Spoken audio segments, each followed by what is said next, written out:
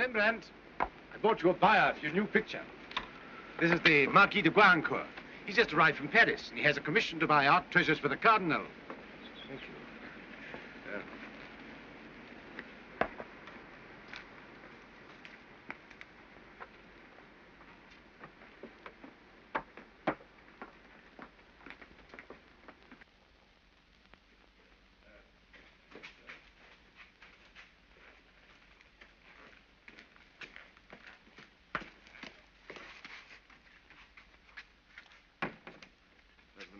Like this one.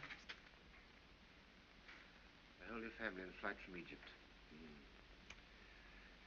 The Blessed Virgin without a halo? Oh, yes, without a halo.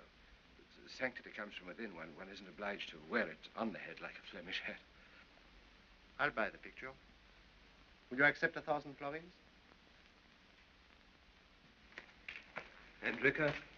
1,000 florins. This is my wife. Shall I, shall I send it or, why, I'll put it on the carriage. You can't do it, Father. I can't do what? You know the debtors' court order. What more do they want from me? The court decided that any canvas you paint shall automatically become the property of your creditors. The house and furniture didn't fetch enough to cover all your debts. Will you shut up? They'll put him in jail. Ludwig's already threatened to have him arrested. He mustn't sell his pictures. He's under oath to hand over all his work to his creditors until his debts are cleared. According to the commercial charter... Commercial charter? I'm not a tradesman. The picture I paint with my own hands belongs to me. No, Father. It doesn't belong to you. You've no right to sell it.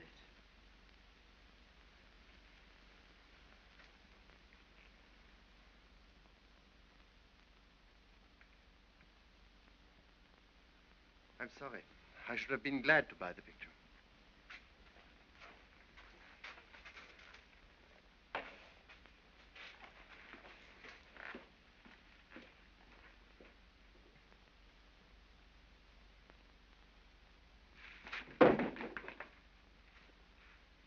I'll go for a walk.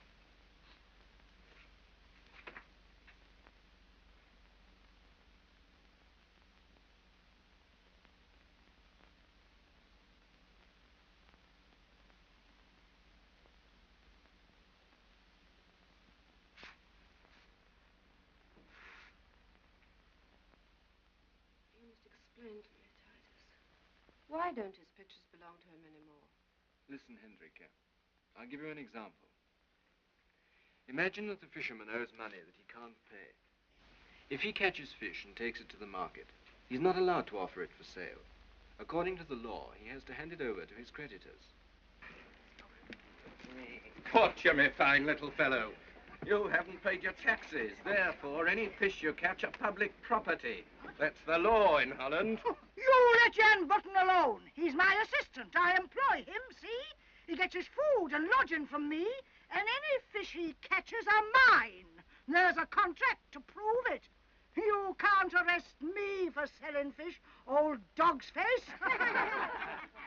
And that's the law in Holland. So that's the law in Holland.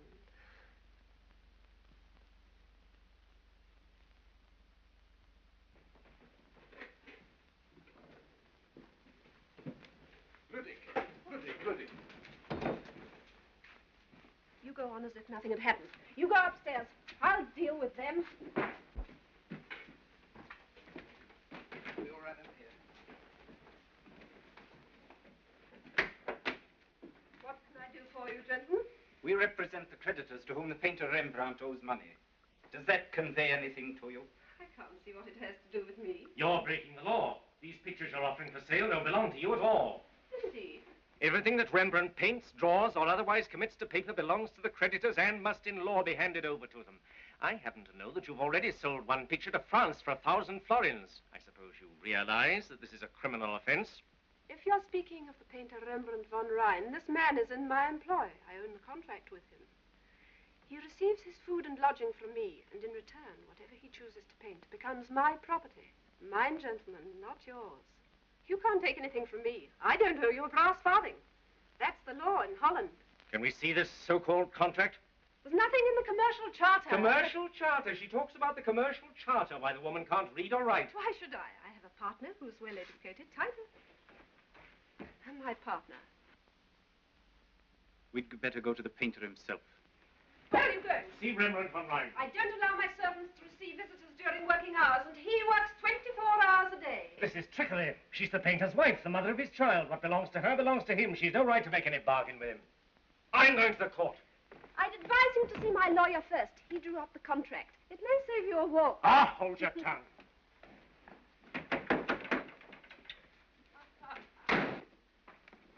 You were superb. Superb. Splendid. Bless your heart. Isn't she marvelous? You wait. They'll be back in half an hour begging you to give them an interest in the business. Here. You better take a rest. You're as white as a sheet. No. I must get to the kitchen. Nothing of the kind. Here.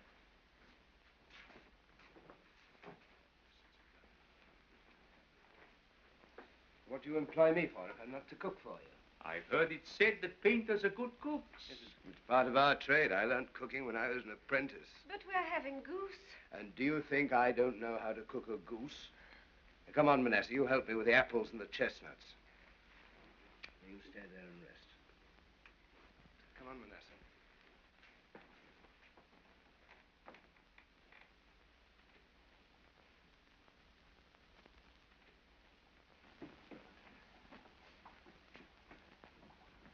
There you are.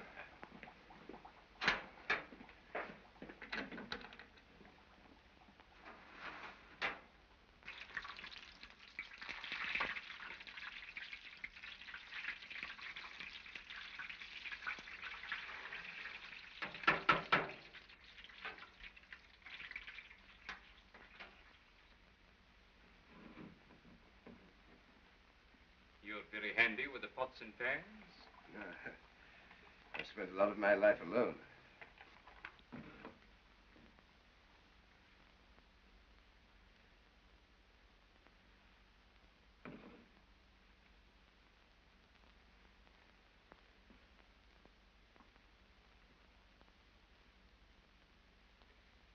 Tell me the truth, Manasseh.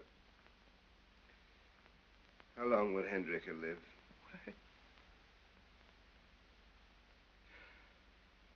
I can't lie to you.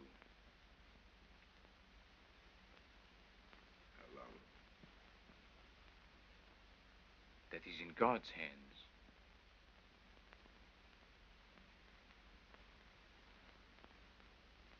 She mustn't suspect that I know anything. Break her heart. But if she asks me, Then you must lie. but I tell you I can't lie. You must learn to lie, Manasseh. Dr. Manasseh! Come and help me lay the table. Yes, I'm coming.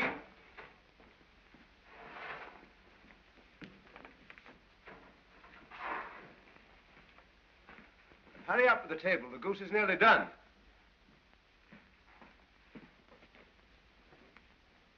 Careful, Doctor. See that your end is straight. Ah. You should hire a servant girl, Hendrika. Take on a servant and have her get us into debt again. Oh, no, Doctor. We're tightening our purse strings now. But you must take care of your health, Hendrika. You've grown more delicate since the child was born. Nursing her was too great a strain on you. That's why I sent her away to my mother in the country. Yes, but you need rest and care.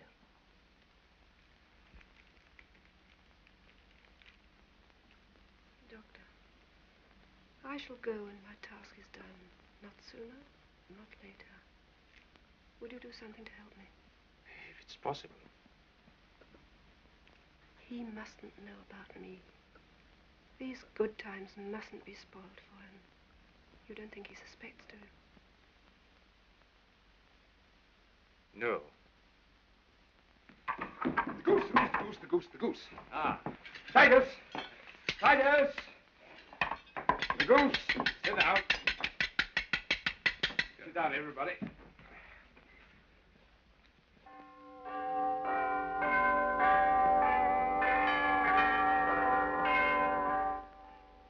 No, Rembrandt, it can't be done. A marriage cannot be arranged in such a short time. And after all, Why all this hurry? Can't you wait 4 weeks to marry her like any ordinary person? No, Pastor. Why? Because she has a very short time to live.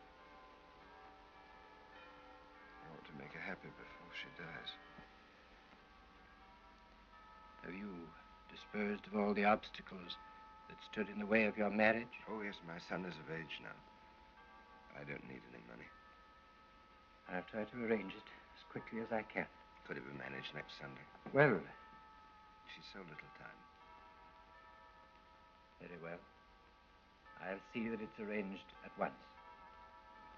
Titus, you go and fetch the child and bring Hendrika's mother too. Take the next coach. She'll be back in 3 days.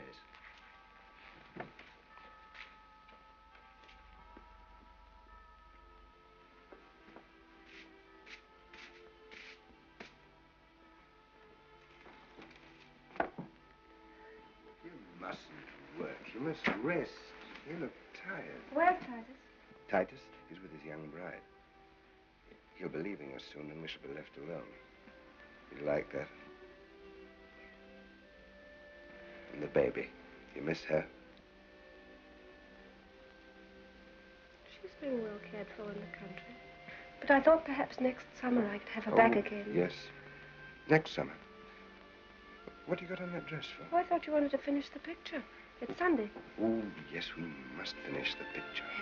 You can rest in the big chair while I'm working. Come on.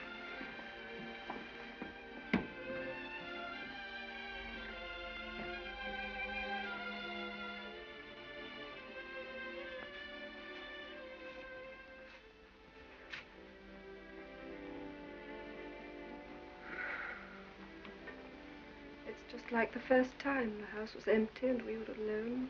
You pulled me upstairs, just like now. I remember. I remember.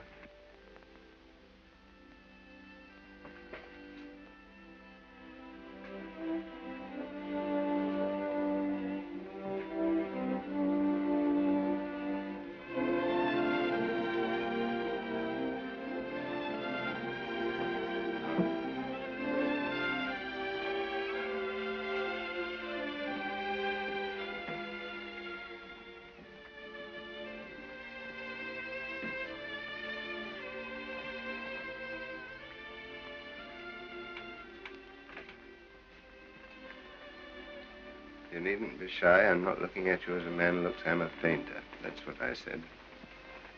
You must imagine I look at you in the same way as the water you wash yourself with, or the air you move in, or the light that shines on you. That's easier, you know, all the time, even when you're quite alone. You mustn't even know that I'm looking at you. Pretend I'm not in the room. Now you must ask me if I'm warm enough. Are you a woman? Yes, but I ought to be cleaning the vegetables. We shan't need any vegetables today. Now you must ask me my name. What a memory you've got. Don't tell me any more. I know the rest. What's your name? Hendrika Stoffels. Hendrika. From the country. From Zeeland. My mother has a little farm. Why did you leave the country? I don't know. I didn't want to stay at home.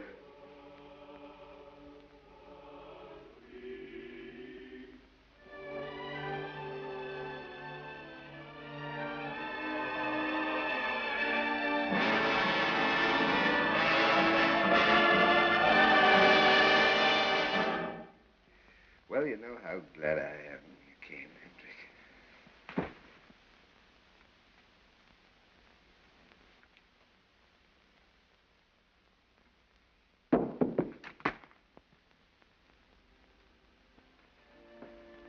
Darling.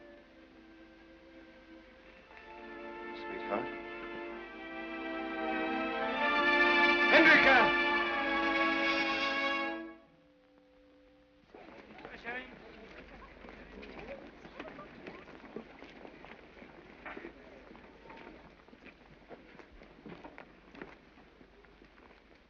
Orange, fresh orange, orange, fresh orange, orange, fresh orange, orange, orange.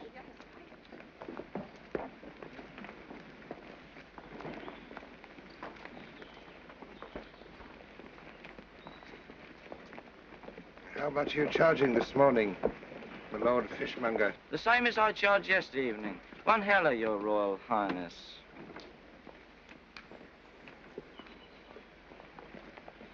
Here's half a heller. I'm not paying for the smell.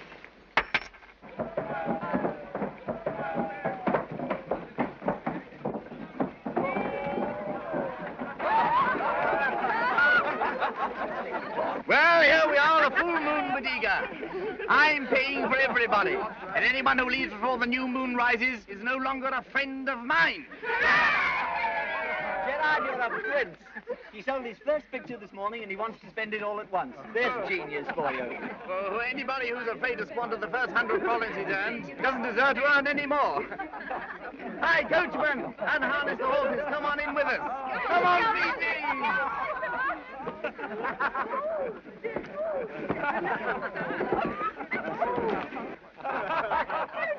Not in front of all these people. Why, what does it matter? They're all drunk and no one else is looking. That old man over there is laughing at me. Why are you laughing, Grandpa? Because I see a sight that warms my old heart. Please, ask him to come with us. I'll be getting jealous in a minute. Don't worry. They won't want to kiss me. Come on, Grandpa, you must be thirsty. I am. This herring was as salt as the North Sea. Fine head the old man has. He'd make a good model. You'll have to sing for your supper, preach us a sermon, or tell us a funny story. You look as if you were a pretty wet under that turban of yours. My wit is a delicate plant, gentlemen. It needs watering. We'll water it with anything you like, beer or brandy. Come on!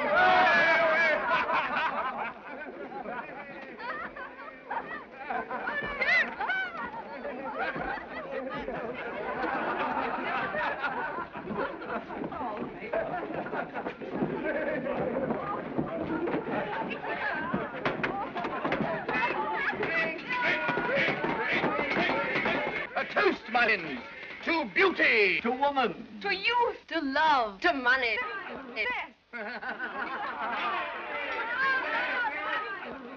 What about you, Grandpa? You haven't given us your toast. I can't think of a toast. You mumbled something into your glass just now. I heard you. I heard you, too. That wasn't a toast. They weren't my words. Well, whose words were they, then? They were the words of King Solomon. They are the best words I know. Well, let's have them. You can be our King Solomon and teach us wisdom. Vanity of vanities, all is vanity. Bravo!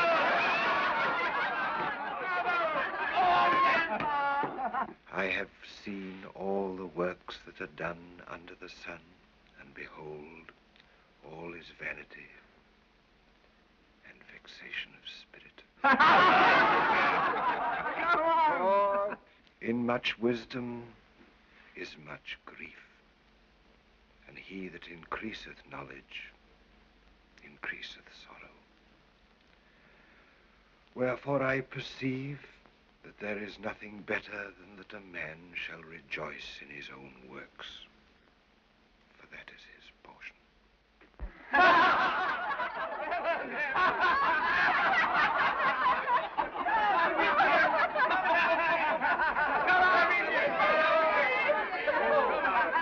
Rembrandt. Rembrandt? I'm very sorry. We didn't know. I enjoyed myself very much. Amuse yourselves. And remember King Solomon.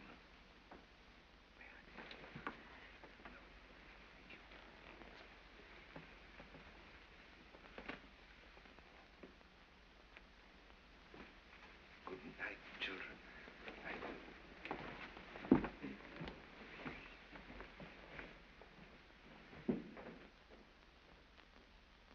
I thought I should never find you. I called at your studio 3 times last week.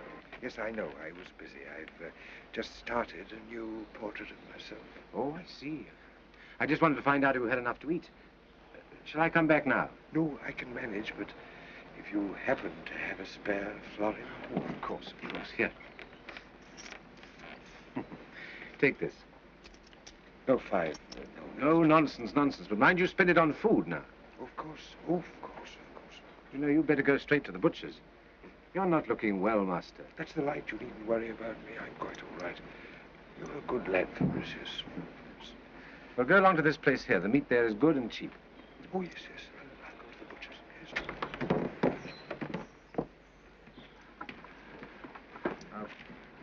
Goodbye. Goodbye. Take care of yourself.